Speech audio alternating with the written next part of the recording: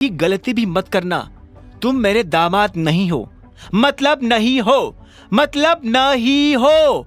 मेरा दामाद सिर्फ चिराग है, चिराग, और वो बहुत जल्दी तुम्हें यहां से भगाकर तुम्हारी जगह पर आकर बैठ जाएगा।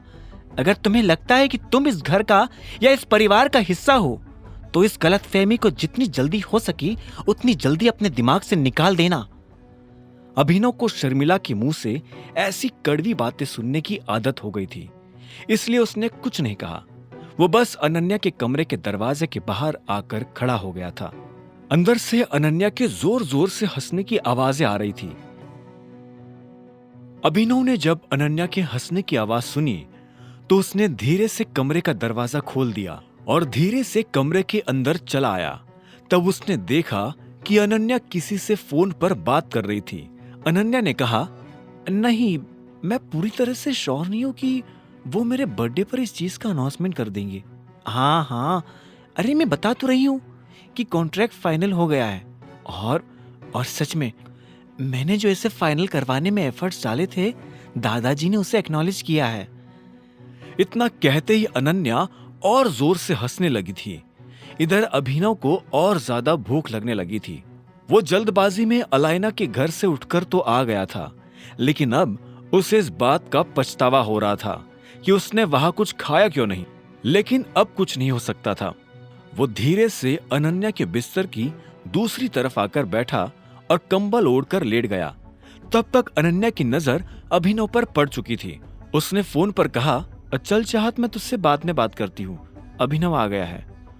और इतना कहते ही वो अभिनव की तरफ पलट गई।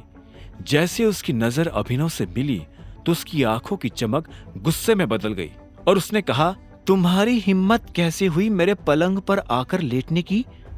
प्लीज, मैं आज इस मसले पर कोई बहस नहीं करना चाहता हूं। मुझे बहुत भूख लगी है। मैं इधर कोने में दुबक कर सो जाऊंगा। प्रॉमिस करता हूं, मैं तुम्हें टच भी नहीं करूंगा, ठीक है? अभिनव की चिढ़ उसकी आंखों में साफ नजर आ रही थी। अनन्या ने उसे एक सेकंड के लिए देखा और बोली, तुम भूखे हो? क्यों? घर आने से पहले तुम कुछ खाकर नहीं आए थे? अभिनव ने ना में सिर हिला दिया। अनन्या ने गहरी सांस ली और बोली, ओ हाँ, तुम कहां से खाओगे? तुम्हें तो अकरम सर ने जो एडवांस दिया था उसे तुमने सूट खरीदने में उड़ा दिया था। खाने से ज्यादा तुम्हारे लिए छा जाना जरूरी था, है ना? क्या होगा तुम्हारा अभिनव? मेरा जो होगा वो हो जाएगा, पर अभी अगर तुम्हारा हो गया हो तो मैं सो जाऊं? अभिनव ने पूछा। उसकी चिढ़ बढ़ती ही जा रही थी। इससे पहले कि वो सो पाता, अनन्या ने कहा, तुमने किसी मेड से कहा कि तुम्हें भूख लगी है, या तुम ऐसे ही भूखे मरना पसंद करोगे? तुम्हें क्यों मेरी इतनी चिंता हो रही है? अभिनव ने ताना कसते हुए पूछा। मुझे चिंता? और वो भी तुम्हारी? मुझे तुम्हारी कोई चिंता नहीं हो रही है। अगर तुम भूखे मरे तो इसमें नुकसान तुम्हारा ही होगा, और तुम्हारे मरने पर मुझे बुरा लगेगा, क्योंकि मैं तुम्हें सिर्फ अपनी जिंदगी से बाहर करना चाहती हूं, इस दुनिया से नहीं। चलो उठो और मेरे साथ आओ, अनन्या ने कहा और अपनी जगह से खड़ी हो गई। अभिनव हैरान था। उसे समझ नहीं आ रहा था कि अनन्या उसे कहां ले जा रही थी। इतने में अनन्या ने उसे चलने का इशारा किया तो अभिनव उसके पीछे पीछे बढ़ने लगा। अनन्या का उसे इस तरह से ले जाना अभिनव को अजीब लग रहा था। अनन्या मेड के कमरे के पास आकर खड़ी हो गई थी। उसने जैसे दरवाजा खटखटाया तो तुरंत 3 मेड कमरे से बाहर निकलकर उसके सामने आकर खड़ी हो गई थी। अभिनव ने देखा कि अनन्या उन तीनों से कुछ बात कर रही थी। 15 मिनट, अगर 15 मिनट से 1 मिनट भी ऊपर गया तो मैं एक आदमी को भूखा मारने के जुर्म में तुम तीनों को जेल भिजवा दूंगी, अनन्या ने फरमान जारी करते हुए कहा। अभिनव को उसका ये रूप देखकर हंसी आ रही थी। Thank you. मैंने जो तुम्हारे लिए किया उससे अगर तुम सच में ग्रेटफुल फील कर रहे हो और मेरे लिए कुछ करना चाहते हो तो प्लीज जल्द से जल्द इस शादी को खत्म करो। अगली सुबह अनन्या अपने काम पर जाने के लिए तैयार हो गई थी।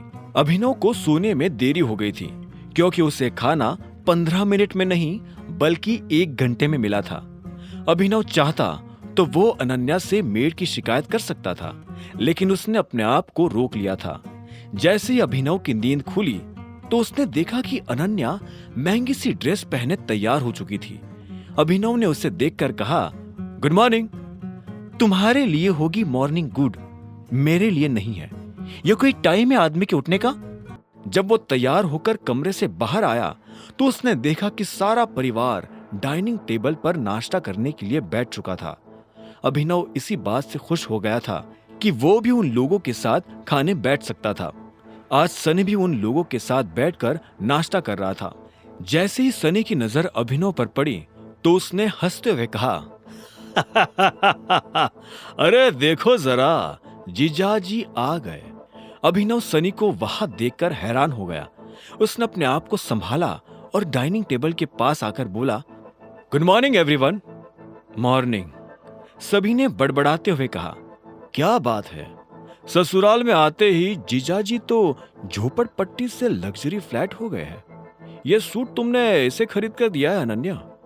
दोस्तों, आगे का एपिसोड आएगा और 2 दिन के बाद, और पूरी कहानी अभी सुनने के लिए डिस्क्रिप्शन में क्लिक करके डाउनलोड करो पॉकेट FM ऐप।